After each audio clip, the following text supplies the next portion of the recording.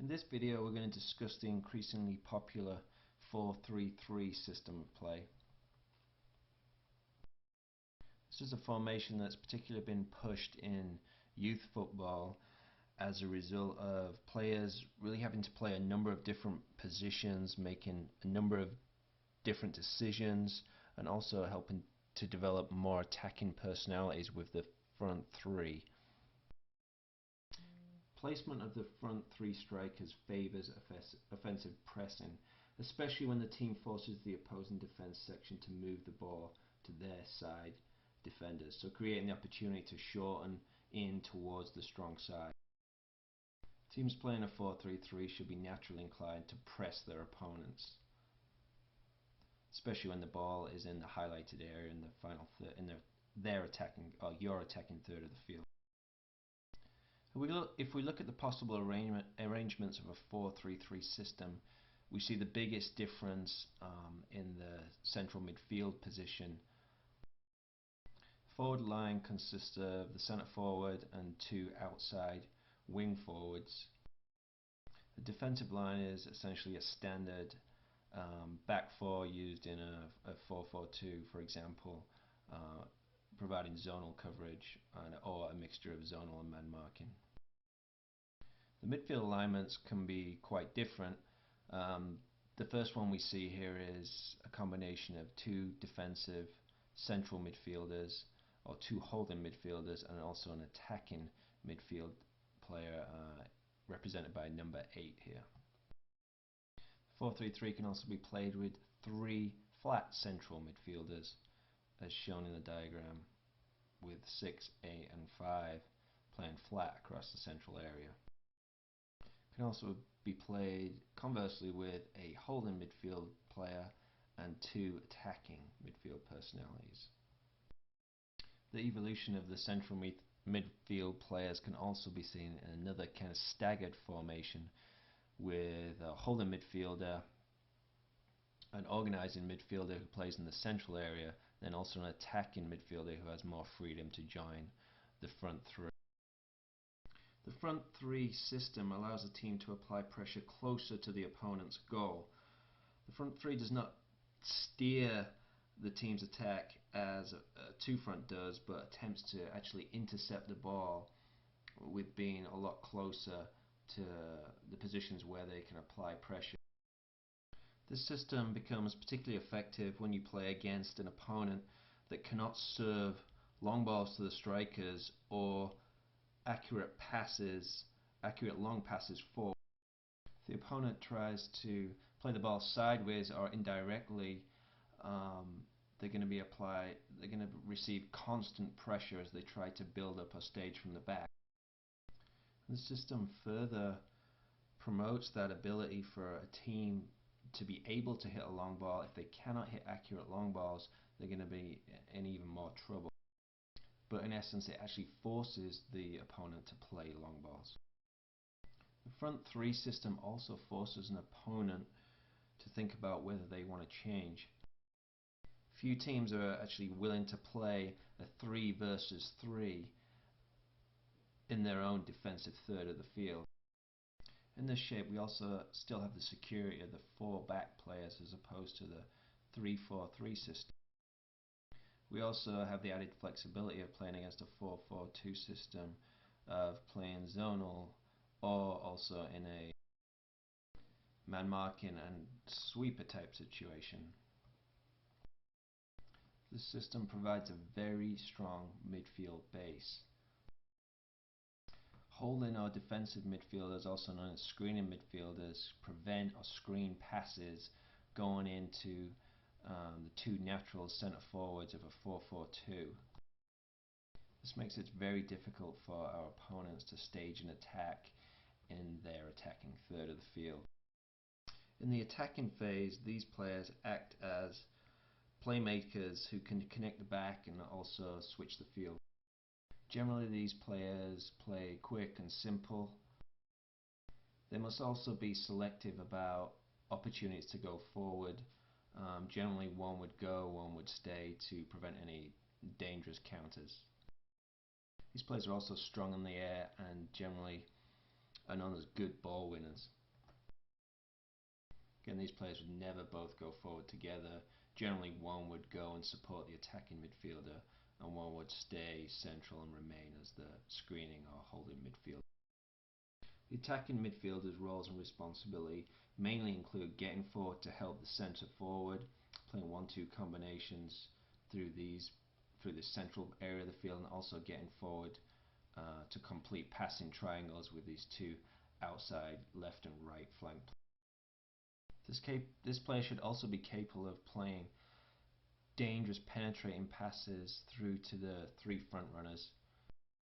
This player also generally possesses excellent 1-versus-1 dribbling skills, and for most part in many systems this player actually doesn't have considerable defending responsibility. In the staggered 3-player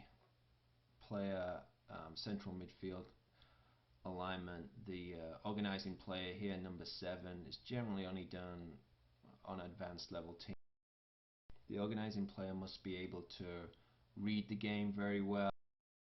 This player needs to be able to read and understand when to drop in and actually play as a second holding midfielder.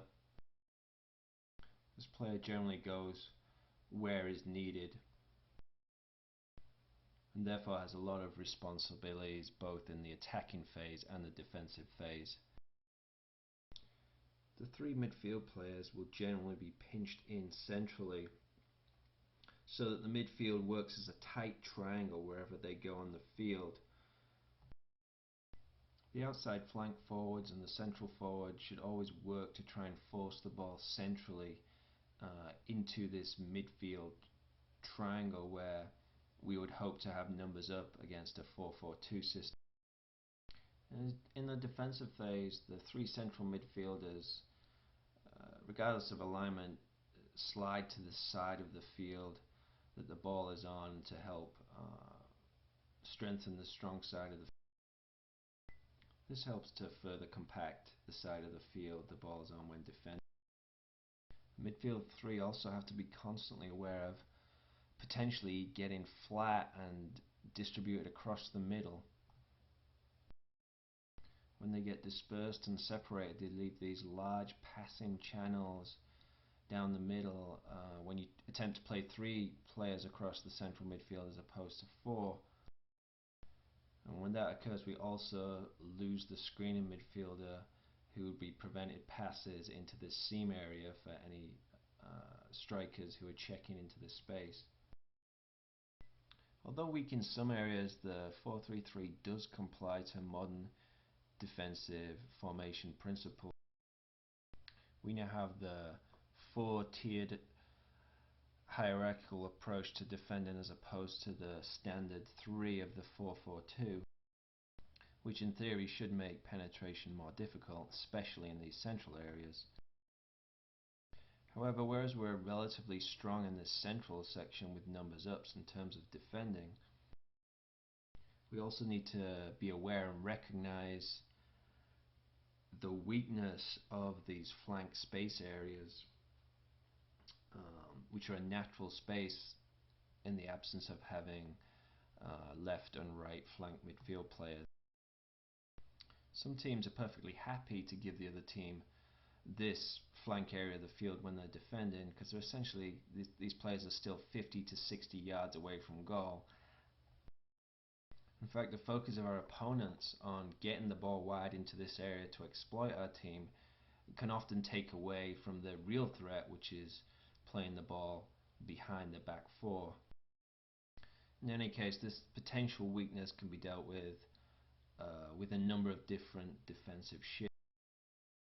Here the right back steps up to apply pressure to deny a cross or 1-versus-1 penetration here.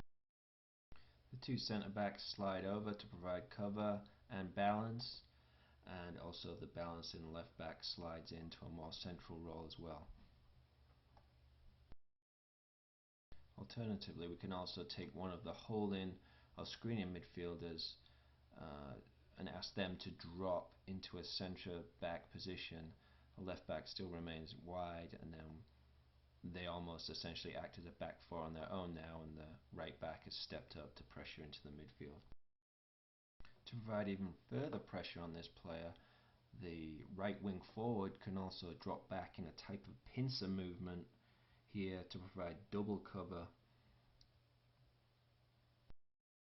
and now essentially a perceived weakness has actually become a defensive strategy for some coaching staff. If we start to look at the pressure cover balance defensive diagonals for the 4-3-3 system, this is what we start to see. Here the left wing forward applies immediate pressure on the ball and tries to deny any type of forward passing movement. The centre forward slides in to provide some cover, and then the right wing forward slides in to provide some balance here. And we don't want this defensive line to become too exaggerated and too deep, because we always want the right wing back to be threatening any type of switch of play to the left back, and potentially any side or indirect passing back to the centre backs. We want the centre forward to be within reasonably close proximity to be able to pressure these two players as well, and again keep that pressure on the back four at all times. The three central midfield players slide to the ball side of the field, picking up opponents as they go, kind of anticipation marking on the inside shoulder, ready to step and win the ball, under the anticipation of the extreme pressure that the outside backs are receiving, that the ball will be played centrally or served not very well forward. With a straight zonal defense, the defensive line is slightly less exaggerated than the midfield line, but the most important point here is that the left back steps up to pressure any outside midfield player from our opponents. The right back slides in centrally, as with any general zoning back four, but should also be aware of any potential full field switch or a partial field switch indirectly through the midfield to this left midfield player, and should be alert to ready and step out to them to provide immediate pressure on that ball if the opponents manage to make that pass. Alternatively, in a 4-3-3 with a combination of man marking with the sweeper at the back and zonal, a different type of configuration can be seen. Here the left back doesn't step up to the outside midfielder. The three central midfielders slide across hard to the ball side of the field. However, it does leave this opposite flank.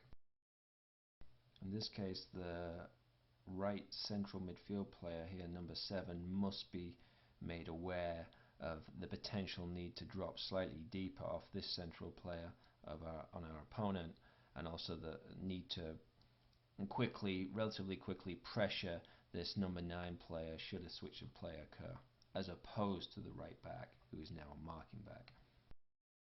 Back in our standard shape with the two holding midfield players, the ball then gets played centrally. The central forward or centre forward player is responsible for pressing both these centre backs. The outside wing forwards have the option to pinch in slightly more central. The idea behind that being that they can block any of these forward channels that the opponents might choose to try and play the ball out.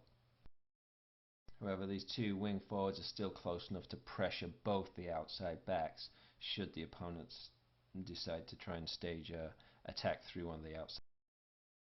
Again, it's important in this shape as much as possible to deny any passing to these outside wing flank areas. This should be possible with consistent pressure from the front three, and the front three curving their runs to force passes into this central area only. Here number 10 prevents the pass from being played outside, forces the pass centrally, where hopefully the midfield triangle picks the ball up because they have the numbers up situation. When that ball is forced centrally or passed into this central area, we want the closest players So our two centre midfielders here marking really tightly, anticipating a poor ball into this area to pick it off and go on immediate attack. The players further away from the ball, the centre backs and the outside backs, can tend to sit off their marks a little bit. In the attacking phase of play using this system, we must take advantage of this central triangle area.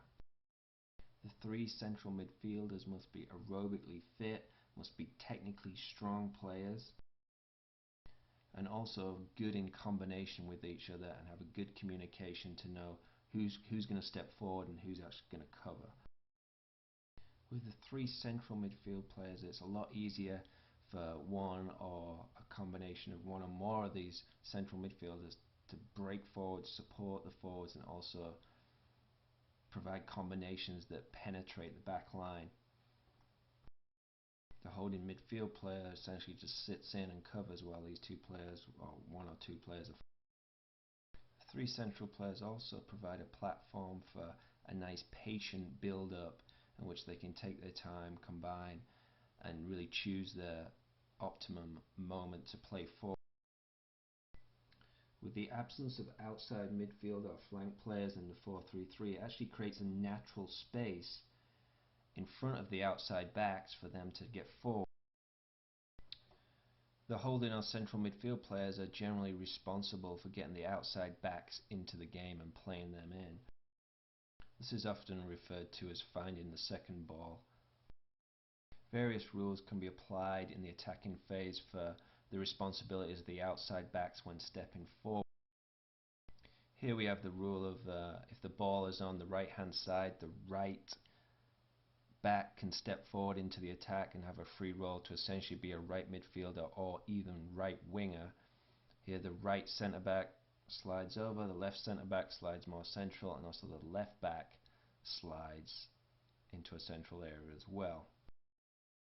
We can also implement the same rule as the 3-4-3 system here, where the left back can actually remain wide and one of the central holding midfield players on that closest side to where the gap needs filling can drop into the defensive line and maintain a 4 back, whilst the right back steps forward into the attack. In situations where we're really pressing very hard for a goal, we can send both outside backs forward into these midfield flank areas.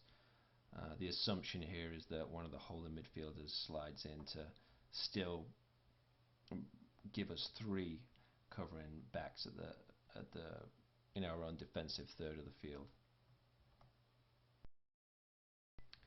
As much as possible in the attacking phase, we should be looking to play in this attacking playmaker central midfield play.